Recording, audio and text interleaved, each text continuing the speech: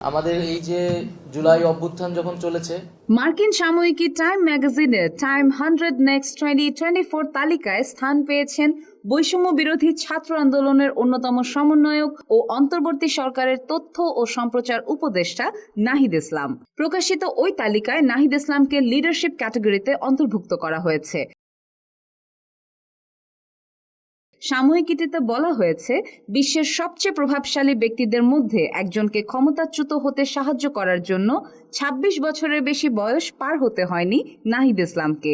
সমাজবিজ্ঞানে স্নাতক করা নাহিদ ছাত্র আন্দোলনের অন্যতম মুখ, যারা বাংলাদেশের প্রধানমন্ত্রী শেখ হাসিনার বিরুদ্ধে দেশব্যাপী বিক্ষোভ শুরু করেছিলেন।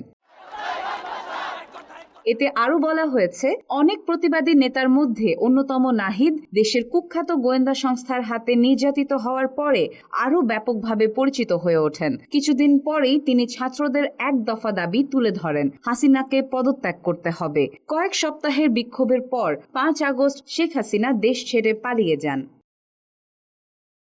সাময়িকীটি বলেছে, সবচেয়ে বড় চ্যালেঞ্জ এখনো সামনে পড়ে আছে। নাহিদ ইসলাম নোবেল বিজয়ী ডক্টর মোহাম্মদ ইউনূসের নেতৃত্বাধীন অন্তর্বর্তী সরকারের দুজন জেনারেশন জেড মন্ত্রীর একজন। তাদের কাজ ক্রমবর্ধমান কর্তৃত্ববাদী সরকারের ১৫ বছরের শাসনামলে ক্ষয়প্রাপ্ত গণতান্ত্রিক ব্যবস্থাকে মেরামত করা।